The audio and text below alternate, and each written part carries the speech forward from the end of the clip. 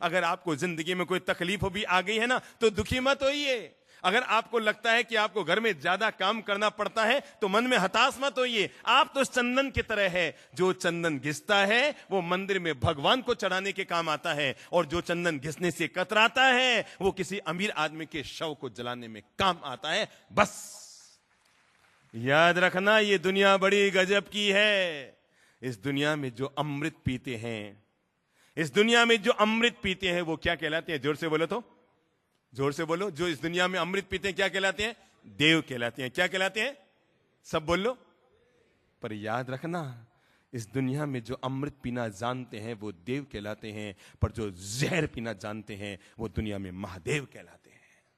और जो आदमी इस जीवन की सच्चाई को समझ गया, इस जीवन के पाठ को समझ गया कि जो मुझे मिला है मैं उसका आनंद उठाऊंगा, जो जैसी व्यवस्था मिली है हर व्यवस्था का आनंद उठाएंगे। हो सकता है तुम पहले जहां गए थे वहां इससे 10 गुनी अच्छी व्यवस्था मिले, या तुम्हें लगे कि मैं जहां आगे जाऊंगा वहां इससे और ज्यादा अच्छी व्यवस्था मिले। पर याद रखना, जो आज का दिन भगवान ने आपको दिया है उस आज के दिन का भरपूर आनंद उठाइए। आदमी कल भी कल की सोच रहा था, आज भी कल की सोच रहा है, और आने वाले कल को भी कल की सोचता रहेगा। आदमी कल किसकी अपन सोच रहे थे? कल की सोच रहे थे। आज भी अपन कल की सोच रहे हैं, कल भी अपन कल की सोचेंगे। सोचो आज का आनंद कब उठाएंगे। तो अपनी जिंदगी के लिए फैसला कर लो, जो मिला है जैसा मिला है उसको क्या मानेंगे?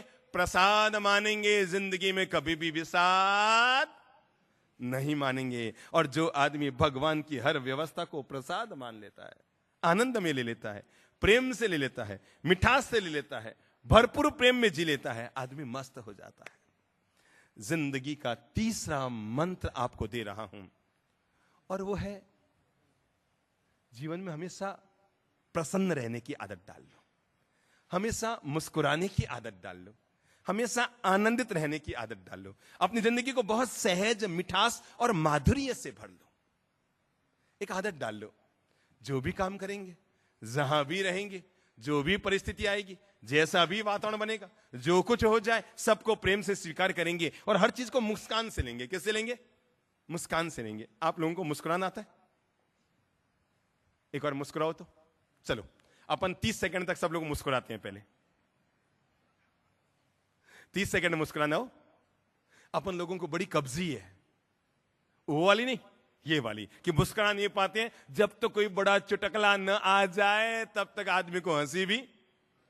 एक घर में क्या था, हमेशा हंसने की आवाज आती थी, हमेशा।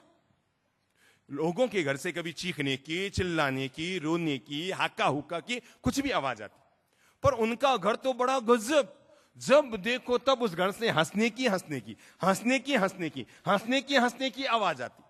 तो एक दिन कॉलोनी के लोगों ने उस आदमी को रोका, और रोककर कहा, यार तेरी बात समझ में नहीं आती है, हमारे घर में रोने की आवाज आती है, चीखने की आवाज आती है, चिल्लाने की आवाज आती है, हो हल्ला की आवाज आती है, तेरे घर में जब देखो दिन में 2-4 बार हंसने की आवाज आती है।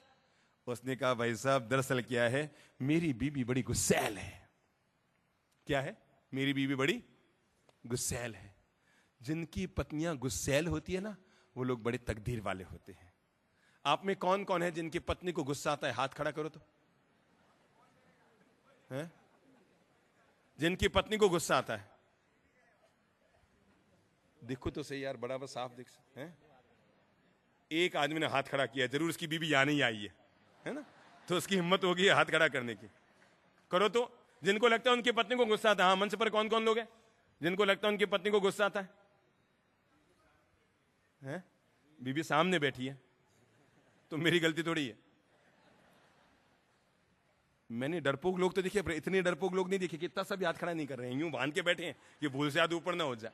मेरे भाई, जिनकी पत्नी गुस्सैल होती है वो बड़े तकदीर वाले होते हैं।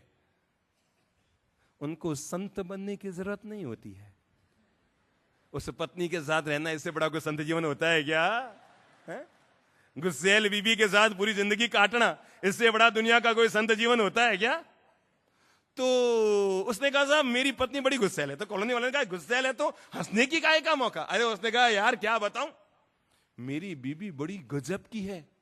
जब भी गुस्सा आता है ना तो गाली गलौज नहीं करती, हाका हुक्का नहीं करती, हो अल्लाह नहीं करती, सीधा किचन में जाती है, और जो चीज हाथ में आए उठा के सीधा मुझ पर फेंकती है।